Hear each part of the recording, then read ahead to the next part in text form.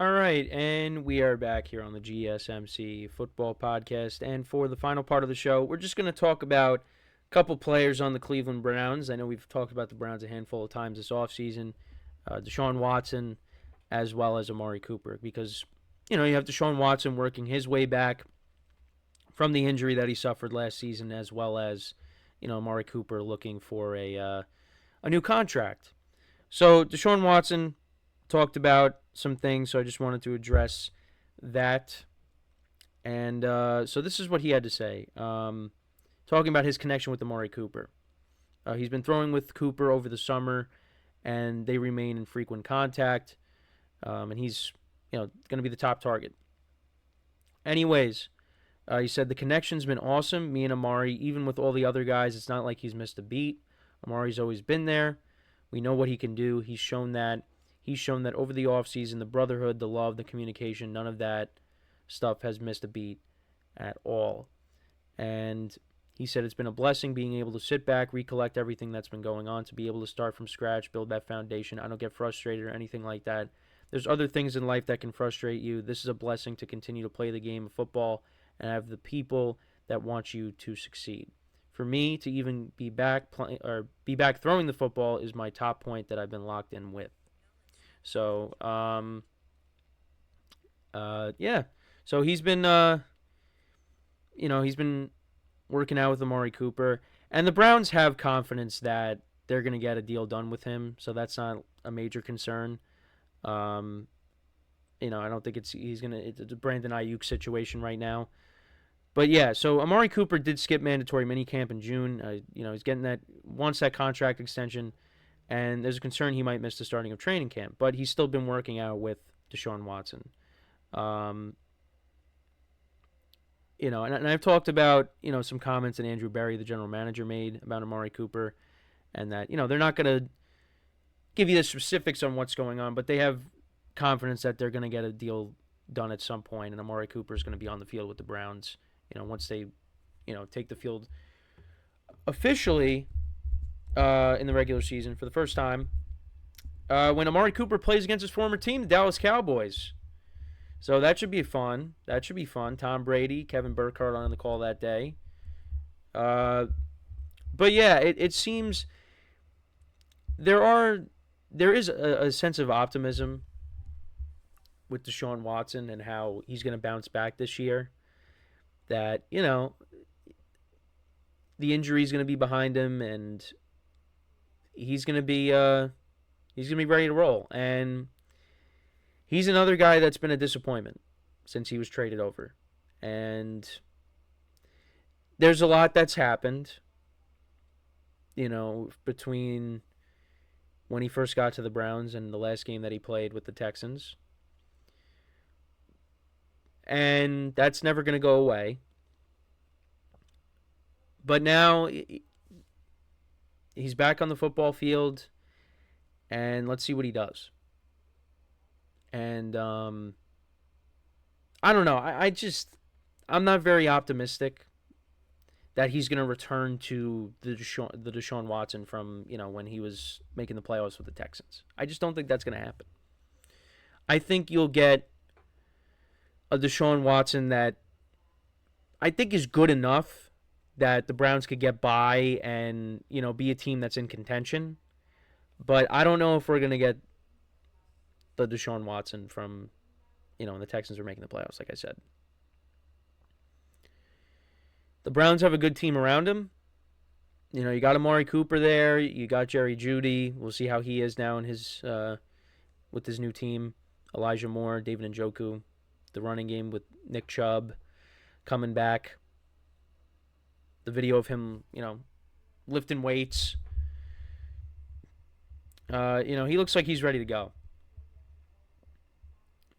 And the offensive line hopefully stays intact behind a good defense. The Browns have a lot of talent on this team. And that showed because, despite the injuries at quarterback, they still, made the playoffs. Made the playoffs starting 5 different quarterbacks.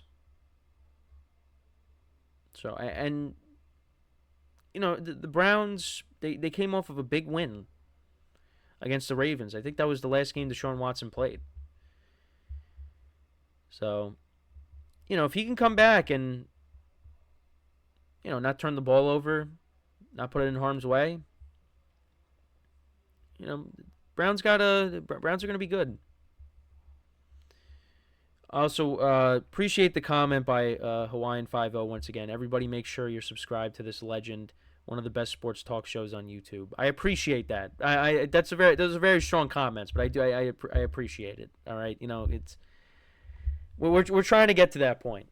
We're trying to get to that point. I appreciate the comments. Look, I wouldn't call myself a legend. Listen, I'm just doing these shows for my bedroom.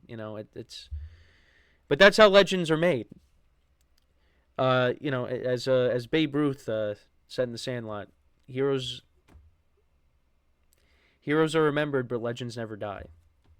So hopefully I get to that point. I don't know. I just when I saw Legend, that's where my mind went, was the Sandlot, which is one of my favorite movies of all time. Yeah. Did you think I was going to bring up the Sandlot today? Probably not. That probably wasn't on your bingo card.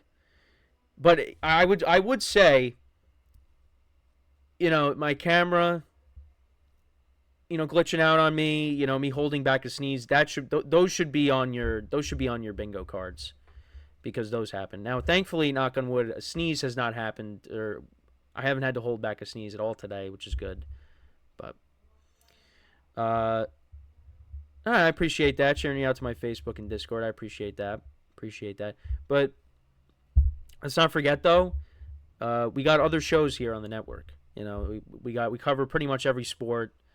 So also make sure to advertise the other shows as well. Give them some love, like I always say. Try to spread the wealth. But no, I appreciate that, really. Appreciate the comments today. We got a lot of comments, but that's what makes these shows.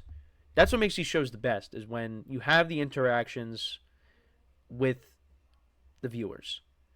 Because, obviously I have my topics that I'm going to discuss, but, at times you want to have some discussion. You want to talk about things with people, so it's not just, me talking to the void, as I like to say. And we did get a lot of comments today from, a couple of you guys that have been in the chats. We got you guys are kind of like the Hawaiian 50 and Anthony Manzano. You guys have been kind of like the regulars at times. You've been in the chat a couple times now over the last month or so. Anthony more recently, but Hawaiian, you've been in the chat a few times prior to this. So, that's what it's about interacting with the viewers, and I want to continue to do that, because that's what makes the shows better. So, but we still got some time left here. But with the Browns, back to the segment here. This is a team that I have talked about a lot over the course of the offseason, and they play in a tough division. And we will actually, on Monday, we will be ranking the quarterbacks within that division, which is going to be an interesting ranking, to say the least, which is going to be a tough ranking. That one's going to be tough too, especially when it comes to the 1 and 2 spots, because you could go either or. But the AFC North will be on Monday, so we'll see where Deshaun Watson ends up getting ranked. What was I going to say? Yeah, I was going to bring up rankings again. It's hard. It is hard to do rankings. I watched a segment on the Pat McAfee show yesterday, and they were talking about ranking quarterbacks, and they were talking about the supporting cast for quarterbacks. And Pat McAfee brought up, when Andrew Luck was the quarterback, and he said, he gave a hypothetical. He said if he shanked a punt, gave a team good field position, and they ended up scoring because of it, and the Colts lost, that loss would be on Andrew Luck. That's when in reality it's not. And football is the ultimate team sport. And that's why, doing these rankings, it's hard, because you got guys like Brock Purdy and Tua, who we talked about earlier today, where they got great supporting casts, and a lot of people think that those supporting casts elevate them, not the other way around. But, they had good seasons. Like, Tua led the league in passing yards, threw 29 touchdowns. Like, but would you rank him over? Would you rank Tua over? Well, I had Tua ranked over Aaron Rodgers, but that's because Aaron Rodgers didn't play last year. So that's why my rankings were the way they were. But I think, if you just rank those two blindly, didn't look at their stats from last year, and you just looked at their overall body of work, yeah, you're going to put Aaron Rodgers over Tua, of course. So that's why it's interesting with the ESPN rankings of like the top tens of all the different positions and coaches list. Well, coaches is different, but with players, yeah, it's about your supporting cast too. It's not just stats. It's who you're surrounded by, your wins and losses. It's everything. Everything is factored in. So, and we'll see how many wins the Browns get as we, I went off on a tangent towards the end once again, but we'll see how many wins the Browns get this upcoming season. But that is it for the show for today. I apologize for the late start. Had some camera issues, but we ended up making it through, and things are well. I hope everybody has a good weekend. Enjoy it. We'll be back on Monday. Make sure to check out all the other shows, like I always say. We really appreciate that. So, yeah, that is all the time that we have for today. Again, enjoy the weekend. We'll be back again, once again, on Monday.